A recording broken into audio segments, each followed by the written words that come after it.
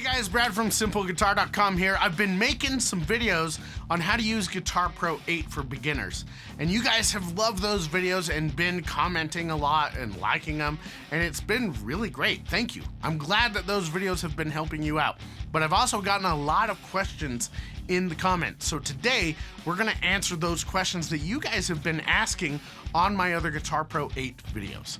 So today's a Q&A session, so let's dive into the computer.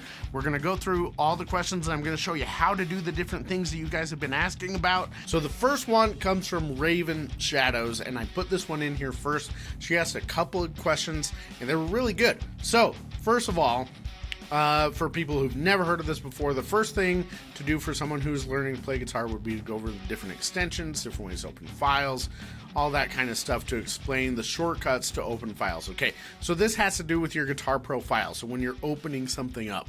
Now, there's multiple ways to do this, and I've shown this in other videos. The easiest way to do this is find Guitar Pro files online. If you're looking for a song that you're wanting to learn, here's one way that you can do it, okay? We're going to go to ultimate-guitar.com. There are other websites that you can do this from, not just Ultimate Guitar. This is just one that I use all the time because it's pretty reliable. That does not mean that the tabs are always correct. Most tabs are just never correct. Now, once you are on ultimateguitar.com, I'm going to scroll down right here where it says Guitar Pro in the type of tabs that it's looking at. Because these are all Guitar Pro files that you can download. And let's find one. Let's do the Hotel California solo. Let's do that. So I click on that, and then I'm going to scroll all the way to the bottom and find, scroll. There it is, the Download Guitar Pro tab. I'm going to click on that. That automatically will go to wherever you have your downloads. Okay, so on a Mac, I have a downloads folder down here, and so I can open that up and I can just click that. Now you'll notice this file is a GP5 file. So it's eagles-hotelcalifornia.gp5. That GP5 means that it is from Guitar Pro 5, so it was created in Guitar Pro 5. But the good thing is, with Guitar Pro, you can open old files in newer versions. So even though I'm running Guitar Pro 8, I can open up a Guitar Pro 5 file, and you'll see different files like this: GP3, GP4, GP5, 6, 7, and then GPX, and the current file extension is just .gp. So I'm going to click on that, and that will automatically open it up in Guitar Pro for me. Okay, so that's one way that you can do it. Other ways that you can open this up, if you come up to the top and you go to File, you can come down to Open, and there you can navigate to wherever you have Guitar Pro files located. I have a folder on my computer for just Guitar Pro files. And so I can just come in here and I can scroll down and be like, oh, look, let's play Clocks by Coldplay, which is another GP5. But if we click that again, I'm going to Command Open, or I think it would be Alt. I just pressed Command O on my Mac, and that is the shortcut for opening. I think it's Control O or Command O, something like that on a Windows. Guys, I don't use Windows, so I don't know. But for example, you can see this 21 Guns Broadway.gpx, Slitherriff.gp, Slitherriff.gpx, right? So I have multiple versions of things sometimes, and that's because I've used previous versions a lot, and then I've opened stuff up and saved it as a new version. And so sometimes that happens. So I just kind of throw all this stuff in there. You can see I've got GP3, GPX, GP5. There was GP4 up here as well. All sorts of different stuff. But whenever you open it in your new version of Guitar Pro, when you go to save it, it'll save it with as the same file name. You can change that if you want and click save, and now it'll save that with the newest extension. It's a new version of that. So those are the easiest way to get your files open, to understand your file names. Anything with GP and a number or GPX, you can open it in any newer version of Guitar Pro. Now, if I had an old version, like if I were still using Guitar Pro 5, I would not be able to open GP files. I would have to have a GP 3 or 4 file or something like that. I probably would not be able to open a GPX or a GP file. But the shortcuts are, you can just double click on the file wherever you are on your computer, or you can open it up on the file from the file menu in Guitar Pro, or you can hit Command O on a Mac or Alt or Control O on a Windows. It's one of those. I'm not sure which one it is, though. So one of you try it out and let me know down in the comments, because I don't use Windows. That's how it goes. All right, so Raven Shadow's second question is for someone who's learning, opening the files and loop one bar at a time, 2 bars, and all that stuff. And you can do that. So I've done another video on how to do that, on how to highlight sections of a song, which you just do by clicking and dragging, right? And then we have the loop button on here, and if I hit my space bar to play, that right there is going to automatically just start looping whatever I had highlighted. Right? Let's see, the guitar part that we like is this one, right? The actual one that you hear open. And I'm going to click on the headphones on that because I want to solo it. And then you would have this.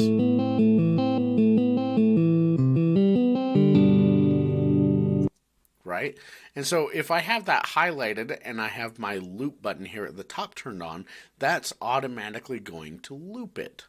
But we can also turn on the percentage for the tempo. And then I can come down here and I can change my tempo and have it play.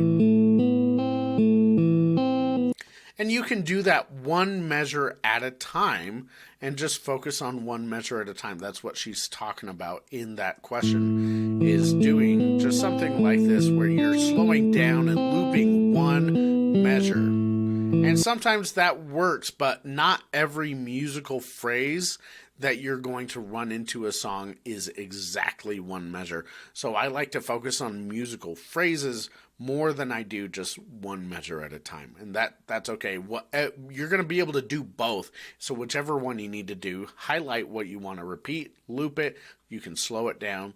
And I will link to that video at the end of this one if you want to check out more about how to do that. All right, so how to use a metronome in Guitar Pro and how to sync it to a song. The good news is any file that you have open is automatically going to sync with the metronome. There's nothing that you have to change, nothing extra that you have to do. So when you have your song, you have your tempo setting at the beginning of the song. And for most songs, it's going to be constant. So if I scroll to the right this way, you can see that this song stays at 76 beats per minute. I just double clicked on that to open it. Okay, so when that highlights, you can double click on it and it'll open it right up. You can change your tempo from there. But here's the good news. Up here in your toolbar, here's your metronome. I'm going to just click that. When it's blue, it's turned on. Now your metronome will play.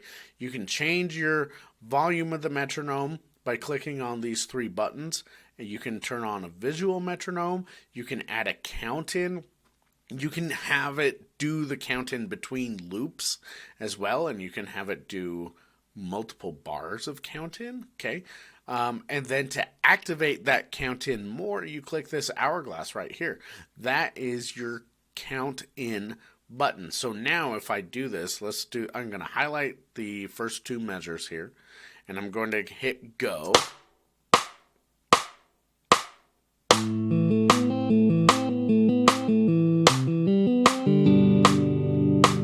Right? And that is it. Now if I change my tempo, let's put it at 70%, that's automatically going to change the metronome. So there's no calculating or anything. The metronome is already going and it's synced up with the entire file. So it doesn't matter if I'm here on When I'm Gone by 3 Doors Down or if I go to Clocks by Coldplay. Check this out. Oh my gosh, why would you do... All right, this is one reason why I hate getting tabs off the internet, because you get people that leave the guitar tab here for the piano part. So I'm going to turn off the tab there.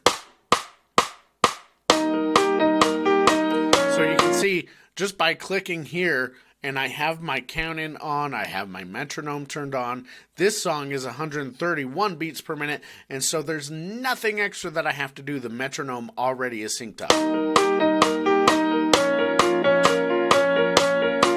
And if you turn off that visual metronome, you notice at the top it's flashing.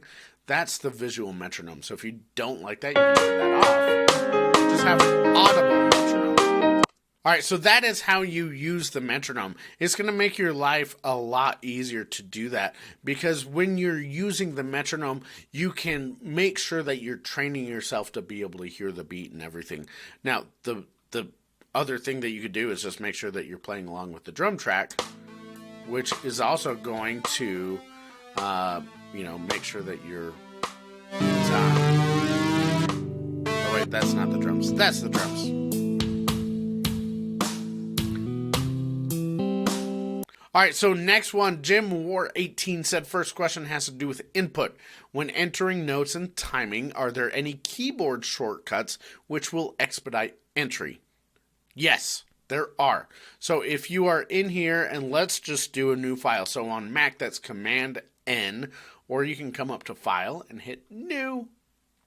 And that's already going to pull all this stuff up and tell me what I want to do. I'm just going to leave it on acoustic guitar. I'm going to get rid of that. I just don't like that on the side. And I'm going to hit create. I'm just going to leave this. So here's the trick. If you're on the guitar tab and you want to create something, the easiest thing that you do is you make sure that your mouse, your cursor, is wherever you want to be. And then you can change strings just by hitting your up and down arrow. And then you press a number on your keyboard for whatever fret you want to play. So for example, I'm just going to do 3, and then I'm going to hit my arrow over button, and that takes me to the next beat, and I'll hit 5, and then over to the next beat, and let's do 7, and then I'm going to hit up to the next string, and over to the next beat, and 5, and 7 on the next beat, right? And so this way I can keep going. And so you start to get used to being able to use this and use the shortcuts to move yourself around, and then it automatically will record that. I'm turning that off now. Right? And so when it comes to creating stuff, yeah, there are shortcuts that you can do that. Now, here's the trick, though. Let's say that you're not doing tab. Let's say that you're doing standard notation. Here's what you would do is, this is different. What you're going to do is you're going to select the line or space that you want on the musical staff, okay? And then you're going to hit numbers 1, 2, 3, 4, 5, or 6 to select what string you want that note to be on. So it's a little bit different. So right here, let's see, this is an E note, and I'm going to hit my first string. So I hit 1, and it automatically is going to put an open for my first string on that, because that's that note. And if I come down to C and I hit 2, that's going to put that C on my second string. And if I come down to my G line here, I'm going to hit 3. That's my open G string right there. Okay. So if you're on the standard notation, the musical staff, you're going to press 1, 2, 3, 4, 5, or 6 for whatever string you want the note that you have highlighted, the space or line highlighted, to be on. In tab, you can hit anything. You can hit 22 for your 22nd fret. You can even get crazy and hit 45 for your 45th fret, which is impossible, right? So there's all sorts of fun stuff. Now, if you want to insert a rest, this is another thing. All you have to do, like you can see right there, I have a rest. But let's say that this 22nd fret was a mistake, and I didn't mean to put that in. I can make that a rest just by highlighting it and pressing R. And now that is a rest. And here's the other cool thing. I can change my rhythm with my plus and minus signs. So my plus sign or the equal sign, you don't have to shift or anything. I can just hit plus and it'll increase it to the next division, the next rhythmic division. So that's a quarter note rest for 1 beat, and I've hit plus. Now it's an 8th rest, which lasts half a beat. Plus again, it's a 16th rest. And then I can change that by hitting my minus sign right next to it to take it down to a half rest or a whole rest. And that's as low as it'll go. But you can use that to change your rhythmic value of anything. So I can just highlight these and change the rhythmic value of them by hitting my plus sign, and now they're all 8th notes, right? Pretty cool. Now, Jim Warren, 18-second question is guitar fingering notation. Is it possible to add left-hand fingering on the tab or notation? Absolutely you can. Now check this out. I've got this cool little scale here, and you have to make sure that you have your left pane open over here, and you'll see down here there are two hands. You've got a left hand and a right hand. If I hold my hands up, I can make sure I'm using the right one. And if you hover, it'll say right hand fingering, left hand fingering. So I'm going to click on that, and it brings up this cool little hand. Well, for this third fret, I want 1. So I'm going to do that. Go to the next note. That's my third. That's my third. Go over here. Click on 1. Right? There's not really a shortcut for this that I'm aware of. There might be. Maybe there is. Oh, there is. I just clicked 1 with this pulled up, and that did it. I noticed that it says T12340 here, right? And so 0 would be like right here. If I click a 0, or right here, I'd click a 0. I guess I have to have this window active, and that'll do it. Okay, so you'll notice though in the notation it's putting those numbers next to the note in the notation, and if I turn off my notation and just have guitar tab, it puts the fingering number under the note that you're using there, and you can even do your thumb. So let's say I'm going to play my 2nd fret here. I'm going to make that my thumb, and you have a T right there. So there you go. So yeah, Jim Moore 18, there you go, man. That is how you do left hand fingering for that. You can do it for right hand too. So if you're doing finger picking stuff with your right hand, you can do that as well. Unless you're lefty, then you flop these, of course. But that is a good question. Now let's go on to this next one that Mehmet. I'm not even going to try to pronounce the rest of it because I'm terrible. But I assume it can show slides, hammer-ons, and pull-offs, bends, etc. Does it? How? Yes, absolutely. Mehmet or Mehmet, how would you say that? You can let me know phonetically in the comments. But here's how. Left pane window again. Here's the cool thing. Right here, and this is kind of hidden by my thing, you can do that with all of these. So for example, there are shortcuts too. So let's say I want to hammer on to my 5th fret here. What I'm going to do is I can come right here. And, oh, there it is. There it is. Wait. Hammer on, pull off H, or whatever that one is, right? That's all I use. I just hit H, and that is my hammer on. Now, if you do that from a higher fret to a lower fret, it'll automatically do, let's see, let's change this. I'm going to make this a quarter note, and let's do an open right there. So if I'm on my higher fret for 2 right here, and I hit H, that automatically is going to do a pull-off, which is nice, right?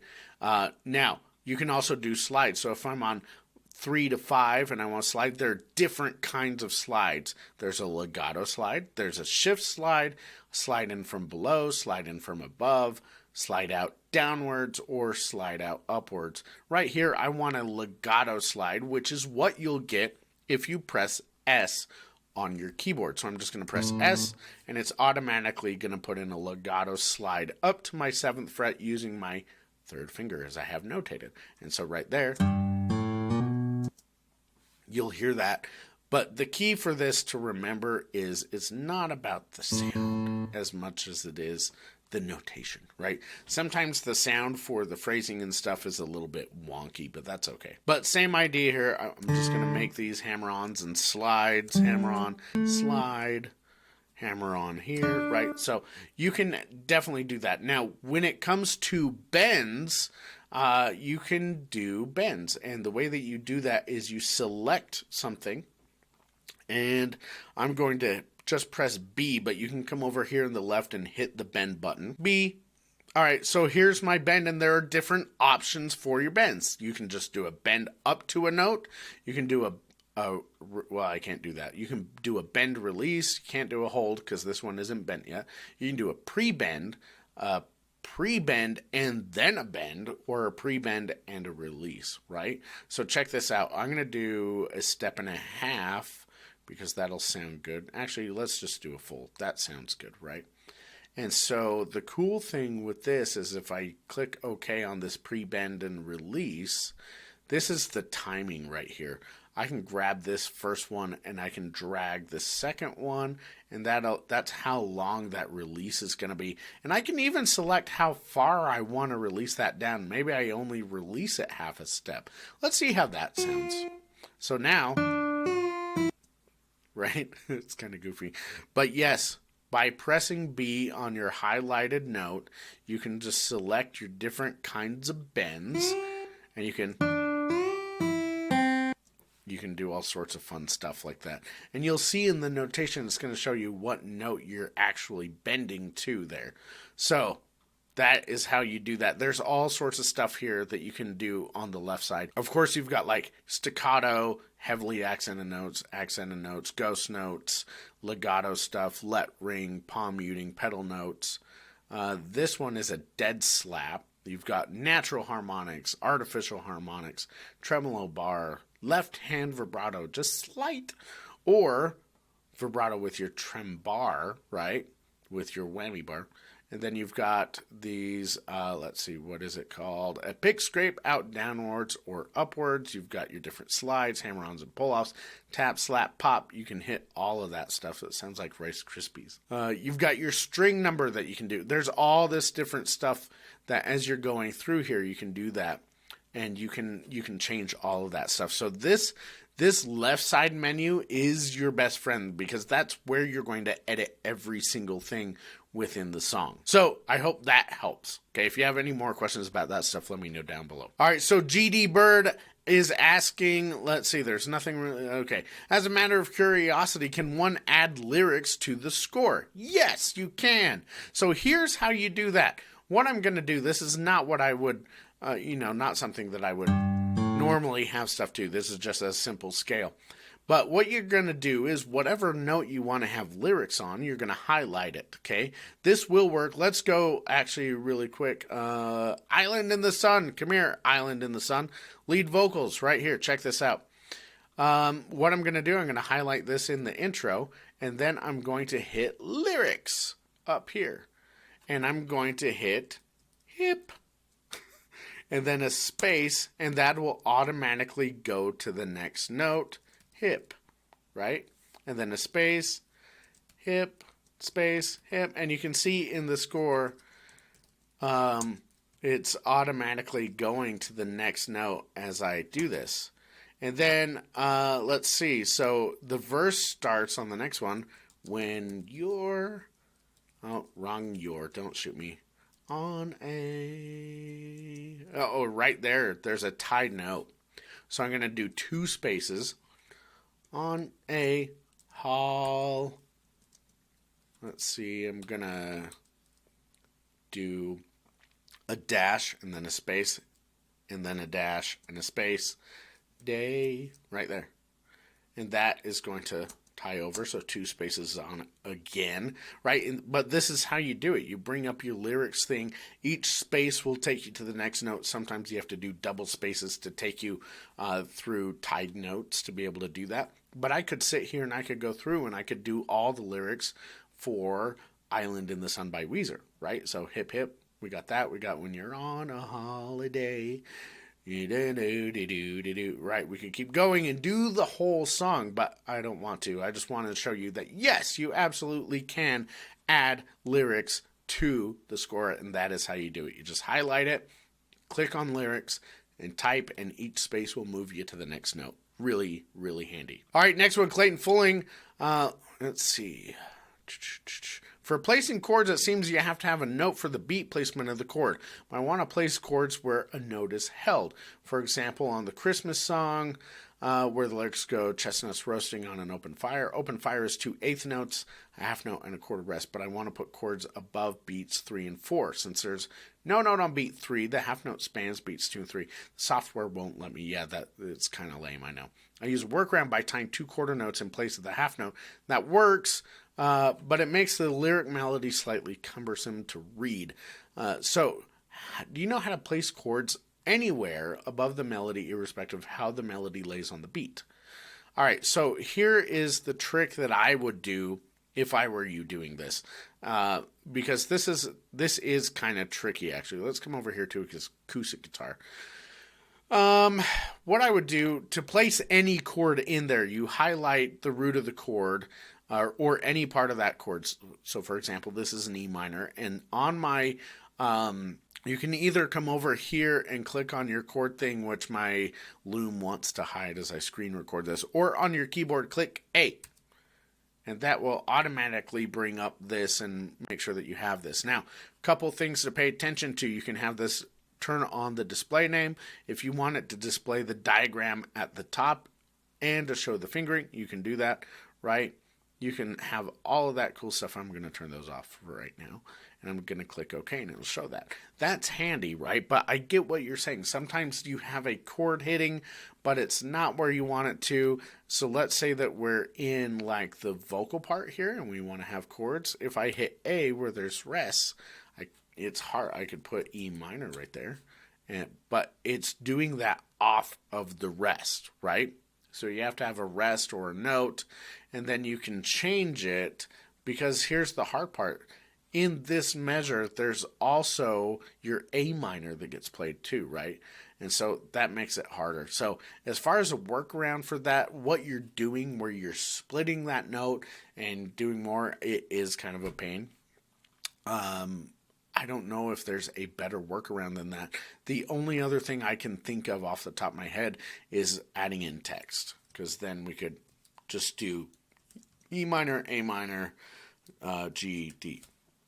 Like that, right? You could do something like that and space it out to make it work, but that's also kind of cumbersome and not the easiest to read, kind of a pain in the butt. So I wish I had a better answer for you on that. Maybe I would check with Guitar Pro, email their support and be like, hey, is there a way to do this better? Because I'm not aware of a better way, unfortunately. So sorry for that one, Clayton. All right, so let's go on next to BMRBCA. Can you stack chords by entering the chord name versus putting in the notes that make up the chord? Nope, you can't. And the reason for that is when you go in to add a chord, you'll see all these alternatives right here. So I just click there and hit that. If you want it to put in an E minor, there's at least 27 different ways that you can play E minor on the fretboard. And so it doesn't know automatically which one you're going to play. The thing is most people, when they're starting out playing guitar, they think, okay, there's one E minor, and it's the open E minor chord that we play. But then you start playing bar chords and there's other E minors, and then you start looking at triads and there's all the inversions of E minor that you can play all across the fretboard. So it's the software has no way to know exactly which E minor you would want to do, so that's why you do have to put in the actual notes of the chord and then label that chord as the chord that you want. All right, next one, Ghostlight Audio LLC. I'm trying to turn my songs into tabs and was wondering if I have to do it manually or if there's a way for it to write tabs as I play my guitar. All right, so I've never done this, but I think the only way that it could read what you're playing on your guitar is if you have a MIDI hooked up, a MIDI thing. I know Roland makes one for guitar, for a MIDI guitar, and then you have that plugged into the computer so it detects what you're playing. Like I said, I've never done that. Otherwise, you have to do it manually. But here's the good news. One of the best things that you can start doing to make your guitar playing ideas better, to increase your theory knowledge and how everything works, and your ability to learn by ear and everything, is to transcribe things yourself. So while it seems like it'll take a lot of time to do things manually and enter in notes and stuff, doing it manually is actually going to be way better for you in the long run. All right, next one. Ted, can you do a video on how to cut out measures and paste new ones and move sections of the score around? Also on how to bridge across measures with notes that are held. All right, let's start with your second question. You can tie notes across measures just by pressing L. L will tie your notes together, okay? So let's say right here, let's go right here. Let's do this again, okay? Okay. We got that. Let's put a rest in, and then I'm going to have one, and I want to make that a whole note, so I'm going to make that a whole note by hitting minus. Now, if I want to tie this across to the next measure, all I have to do is have that spot highlighted on that string and hit L, and automatically it'll tie that note. So now when we have that, it'll continue to ring out. So now it's tied. Piece of cake, right? Now, as far as cutting out measures and pasting in new ones and moving sections of the score around, yeah, I've had to do this before, and it's kind of a pain in the butt, but it can be done. And here's how you do it. Okay, so let's say that we're here with this 12-bar blues right here, okay? What I'm going to do is, let's say that we wanted to add some measures in between right here, before this line. The way that you do it, let's say that we want to move the third line here and put it before the second line. This is just an example. So what we have to do first is make enough space for what we want to move. So this is 4 measures on the third line. So I'm going to come up here and I'm going to come up to bar and click insert bar. The other way you can do that is right click and come down to bar and insert bar. There also is a shortcut for Control plus. Is that right? Control plus. So I might have to shift that to Control Shift plus. There we go. Yep. And one more, and that is my 4 measures. So now what I'm going to do is highlight this, and I'm going to either cut it. I'm just going to hit copy, and then I'm going to come up to these 4 measures, and I don't think I have to highlight, but I'm going to, and hit Command V for paste. And now I have moved that around. So that is the only way that you really can do that. You have to create space for what you want to move by inserting new bars where you need it, and then you copy paste onto that, or cut paste, whatever you need to do. But I have had to do that before for songs where I'm like, oh crap, I forgot to do this, and yeah, that happens. But yeah, that is how you do it. All right, so let's go on to Ron and Ron. I love this video, but I've been searching far and wide. Download free trials. Let's see, electric guitar, and transcribe it into tab and standard notation. Again, if you have a MIDI guitar, you might be able to do that. And somebody who has that Roland MIDI guitar should comment and let me know if that works. I've never done it. But again, otherwise it is manual. But the good news is when you do it manually, it does automatically transcribe the tab and the notation. The hard part with notation is there are multiple places to play the exact same note on the guitar. So for example, let's come right here. I'm going to highlight C on my staff and hit 1, which is -4 on my first string, so that's an impossible note to play. So let's hit 2. Oh, sorry, that was 1 again. 2. Haha. Now, let's go to the next measure. I'm going to hit 3, same note.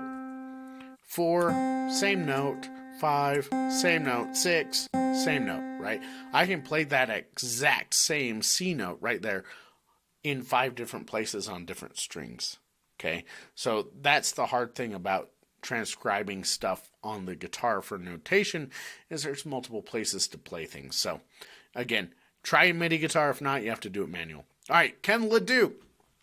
I'm a very good bassist by ear that also plays decent guitar, but I need to learn to read music. Will GP8 help me do that besides all the other stuff I can do with it in the future? Yes, you can do that because, for example, let's take this guitar part right here, and in the right pane, which is activated up here in the left corner, right, you can select what notation you see.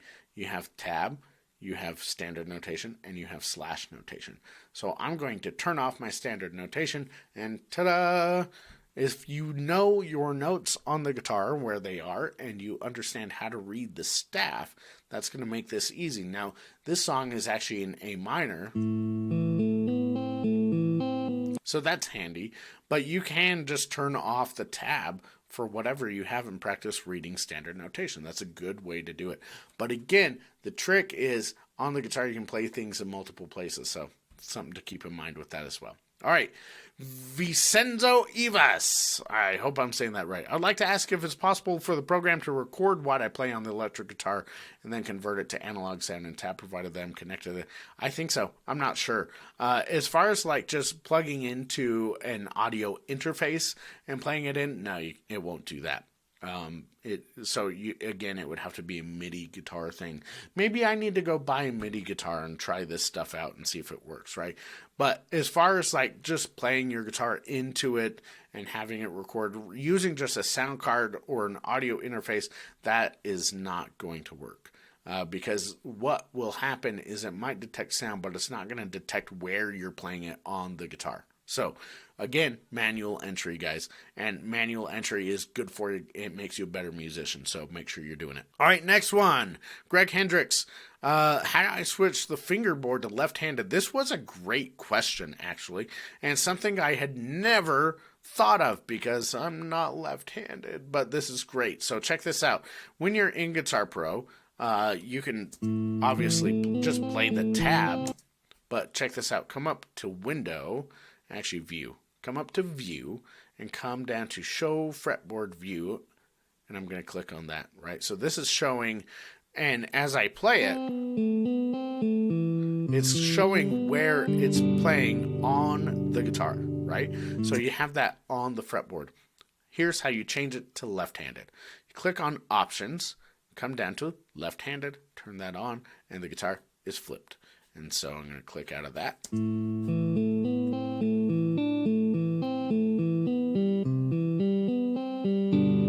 So there you go.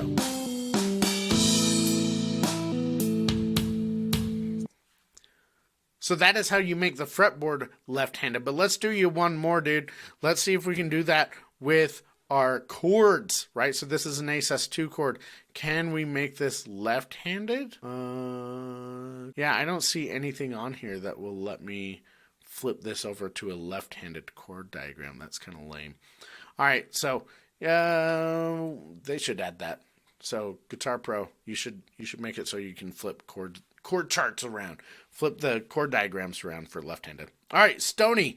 Stony says, I imported a song, but I just want to learn it and not write anything, but I can't figure out how to make the song big enough to read.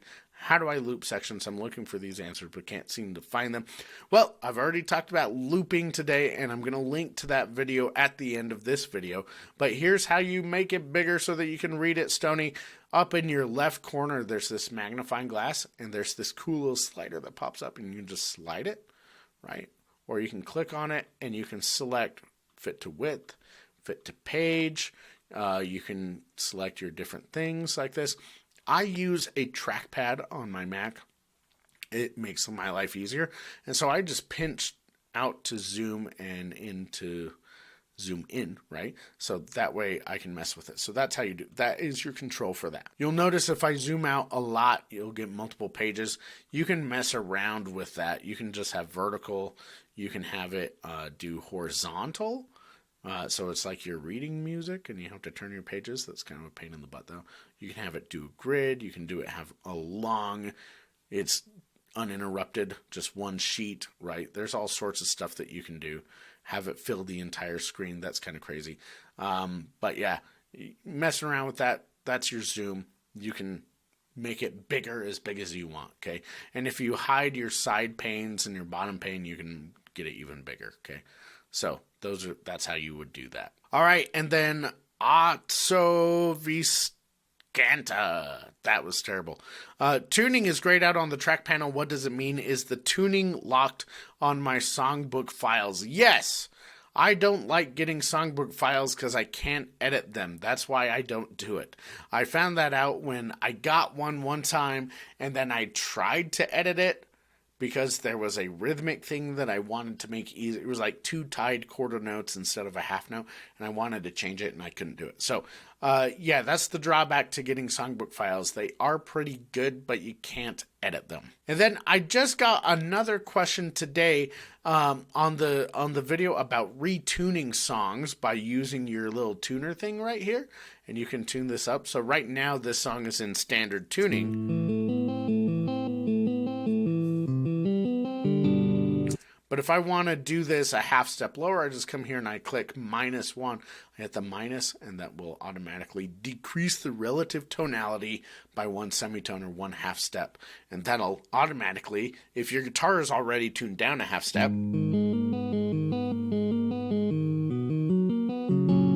now it's lower, right? And you can raise it, right? So if you have a song that is tuned down, but you don't want to tune your guitar down, hit the plus to raise it up 1, and then you're going to be in tune with it, right?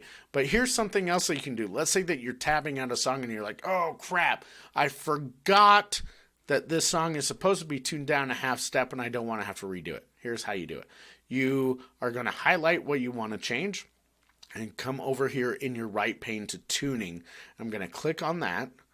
and in library, 6 strings, guitar, standard. I'm going to click on that and go to tune down half step. Okay. And then I'm going to click keep the fingering.